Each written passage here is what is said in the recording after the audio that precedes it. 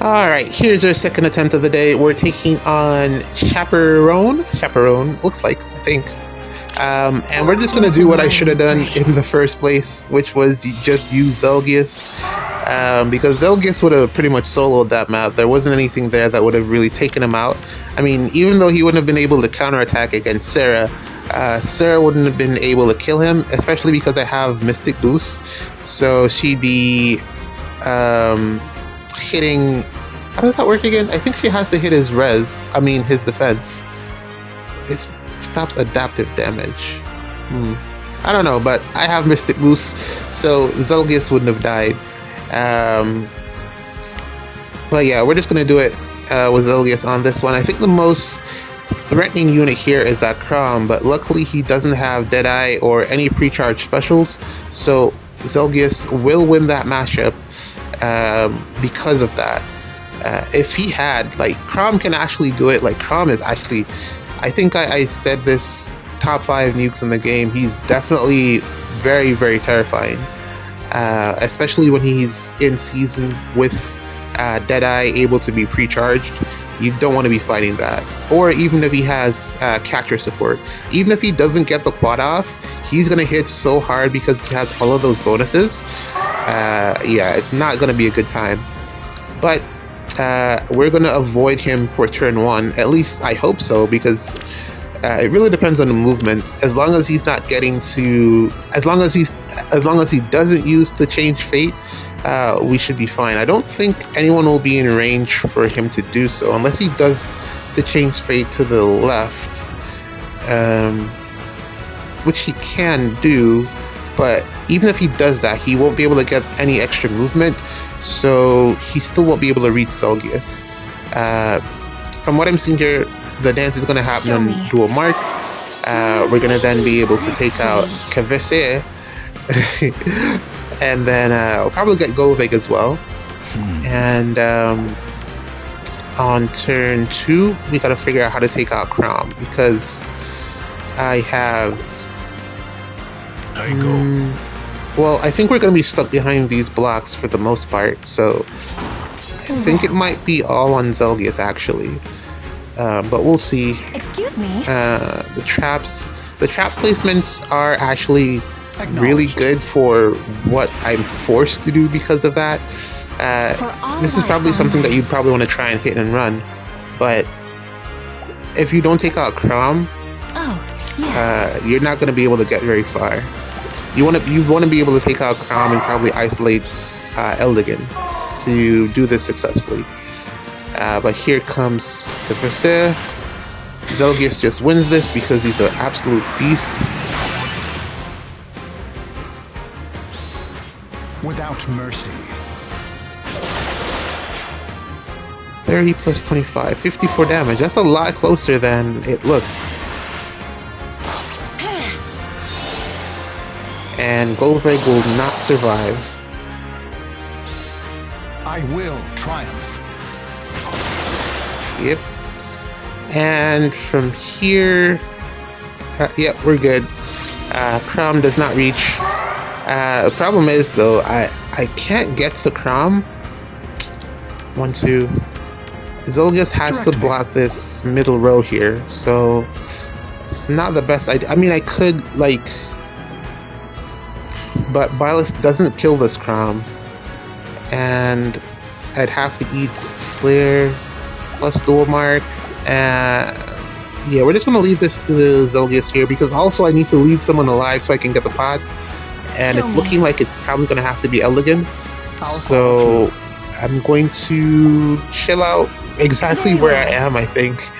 And then just do this again with Zelgius. No AoEs. So this should be fine, I think. Crom is going to hit hard, but because he won't reposition anyone, he won't get his bonus doubler. Even though he has it in his... I'm not really sure if it adds on. I keep doing it, like trying to stack bonus doubler, but I don't see the difference sometimes. Like I try to stack like 3 different bonus doublers, and the stats just don't add up. But Crom won't get his actual bonus doubler, so... Direct me. To change fate, he's just gonna tap because he's gonna be able to do so much damage. But it won't be enough to take out Zilgius, especially because I have the unpierceable damage reduction active. Let's see how much this is. Woo, Jesus! but Triumph. he's dead. Yep. Yeah, man, Zilgius is just that good, man. I'm very terrified of facing this unit on defense as a near save or a far save. He's very, very strong. I'm probably going to convert him to near save. Yeah, I think near save is probably the best bet.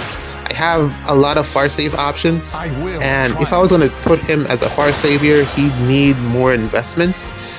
So we're gonna probably try out near save is the safer of the two options. So I'm probably gonna give that a shot, and I have more fodder for near save. And then I don't know, just see where it works out from there. Yeah, man, very, very, very good unit. But now pots. How do I do this? There you go. I mean, this is what I should have just done in that last match, but Nana just really let me down big time there. I was really hoping that Nana could have done something, but she's really just fallen off completely. I didn't expect that she would lose. Well, she didn't lose, but she didn't win against Gatekeeper. That's crazy. That is very unexpected. I mean, I know he has the defense-based damage reduction on Pierceable, but still, she should be winning that matchup. Alright, let's see here. So what I'm gonna do, how do I do this? Upon your word. I actually wanted to get that pot, but he's probably chasing Peony, it seems. Maybe I can tank him with old man here. Gateau. I'm pretty sure that Gateau can tank this Elegant. Yes. So I'll do that and then send Nertheus to get one pot, and then I can figure out the other pot on the next turn. Yeah. That's definitely the plan. Aside from this, I did actually want to talk about what did I want to talk about? I wanted to talk about Goblin Slayer. Goblin Slayer is boring. It's so boring. I really was expecting a lot more from it. I was expecting Berserk, but it is not that. It is far, far from Berserk. I guess I just saw like some people talking about it, and I thought it was like super hype. So probably my expectations were too high going into it. But yeah, it wasn't as good as I was expecting it to be. I'm pretty much caught up now with season 2. So I'll finish out the season just to see what happens. Yeah, but I like literally, I'd never fall asleep watching anime, and it actually put me to sleep. It's not that the character writing or the story is bad. It's just that there are moments in it that the tempo is slow in terms of the action. There you go. You know that he's doing the same thing over and over again, but the pacing of the show is just slow overall. Acknowledged. And on top of that, it's just there's something, there's a connection thing. I'm not connecting with it. Correct me. I'm just not connecting with it. Is the problem that I'm having. But anyways, I'm probably gonna move to like Dr. Stone or something after this because I have nothing else to watch. But GG's, Zelgius, the Chad. See you in the next one. Alright, welcome to another day of Ether Raids. We're taking on Jonas here, and it's Zelgius once more. It's just that kind of week. We've lost every time that I haven't used him, pretty much.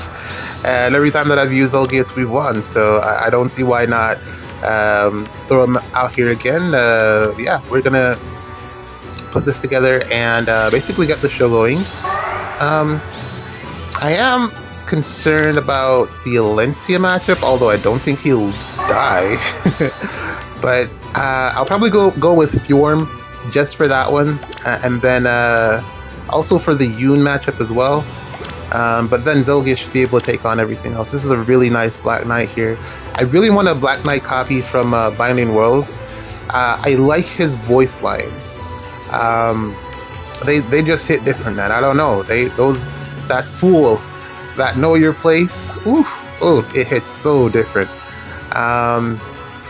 But yeah, hopefully I can get that, and then I'll build them up from there, because I don't have an invested Black Knight. I have one. I have a copy, but I haven't given any fodder to him or anything. So yeah, hopefully we'll see how that pans out. But yeah, So hot. Fion's gonna take on Alencia because she can counterattack, and then Zelgius will take on everyone else. That is the plan. Alright, what was I gonna say? Oh, right. So I was just playing the story chapters, and I still don't like the unit. It seems like a lot of people have changed their minds or gotten used to the design. But yeah, I'm not a fan in the slightest still. Very strong. I was very makes sense given where we are. What, book 8 has to be a strong unit, but she's a lot stronger than I gave her credit for. She looks like, her design looks pretty weak, but the unit itself, she's quite powerful. Here comes Alencia. Oh wow, she's doubling me. That's interesting.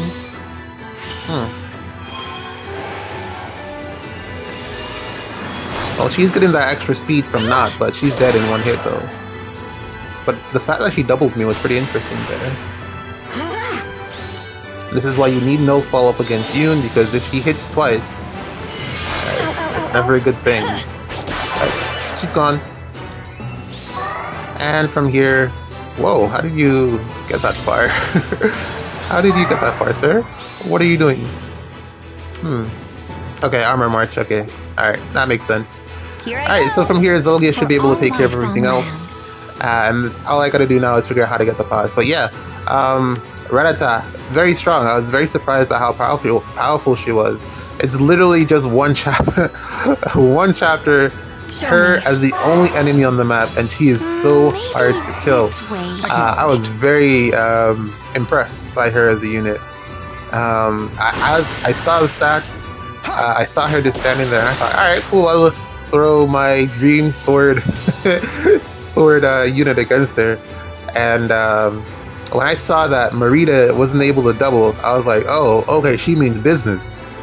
This is not a slow unit in the slightest. But then again, she does have some inflated stats. I don't expect her to perform that well outside of the story chapters and probably outside of her bonus season in Ether raids. I don't expect her to perform that well. She's probably going to be on par, if not a bit faster than Nerthuse, who is quite fast. It makes me a lot more interested to see how powerful the other two units are going to be, the two units that we saw from the trailer. It makes me think about how strong they're going to be. The fact that Veronica is getting poisoned is pretty funny. I mean, clearly she needs to have Dorcas test her drinks, because yeah, really is not something that should be happening for a Royal. It looks like Embla's falling apart. I'm very surprised that they picked up the story right where they left off, which makes sense given that it basically makes it looks like the whole Golvig saga didn't even like, hey, remember that thing with Golvig? Yeah, none of that happened. We're just going to continue with the old Asker Embla story, which I don't mind. I like the Asker Embla story. I feel like there's a lot there that needs to be developed, and they kind of took a break from it when they started to visit the other realms, but I'm very happy that's where I started to get really interested again in the story. The Reagan stuff was really good, but when they brought out Embla, Veronica, Asker, that stuff hit. That was real good. I thought Veronica was not Veronica.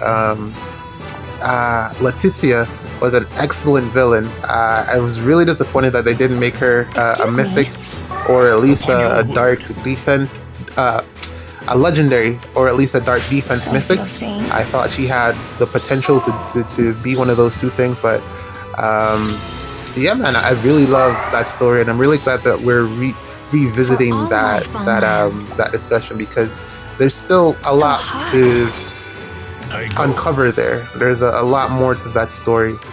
Two countries warring for ages. There has to be more to it. You know, why did this war begin? Well, we got a bit of that before. And this is more looking along the lines of where this where the story is going in terms of how this all ends, and I'm pretty happy for it. Aside from that, Zelgius has just been crushing it this week. I got a copy of that Severa. She's alright. Probably need merges, but GG's. We're done here. See you in the next one.